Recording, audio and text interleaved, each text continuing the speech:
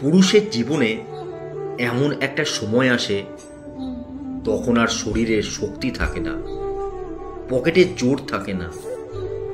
এতদিন যাদেরকে খাইয়েছিল, যাদের কথায় নিচে ছিল, তারা কেউ পাশে থাকে না।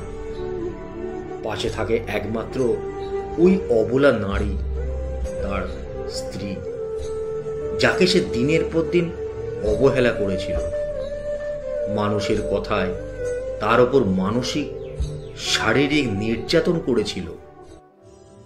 পুরুষকে জন্ম দেয় একজন নারী, আবার সেই পুরুষের শেষ সময়টার পাশে থেকে সুন্দর একটা মৃত্যু উপহার দেয় একজন নারী।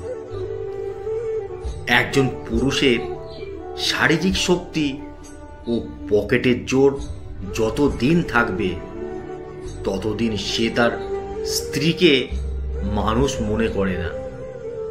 যখন এসবে ভাটা নেমে আসে তখন তার হুঁশ ফেরে, কে তার আপন আর কে তার পর। আসলে তখন আর কিছুই করার থাকে না। আপনার ভালোবাসার এখন আর তেমন মূল্য থাকে না, কারণ আপনার স্ত্রীর কাছে এসবের আর দরকার পড়ে না। সে অভ্যস্ত হয়ে পড়ে অন্যভাবে, হেলায় অবহেলায়, ভালোবাসায়, যত্নে, কোনো কিছুতেই সে খুশি অখুশি হতে পারে না।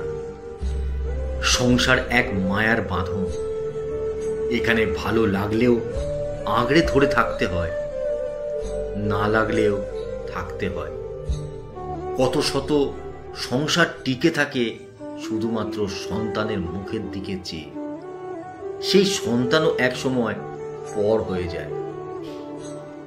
শেষ বয়সে এসে পাওয়া না পাওয়ার হিসেব মেলাতে গিয়েও হিসেব মেলে না।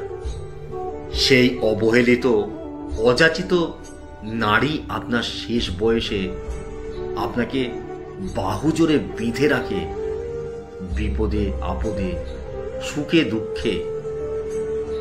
আজ থেকেই সতর্ক হন, নিজের সহধর্মিণীকে মূল্য দিন। শেষ বয়সে অন্তত লজ্জিত হতে হবে না তার কাছে।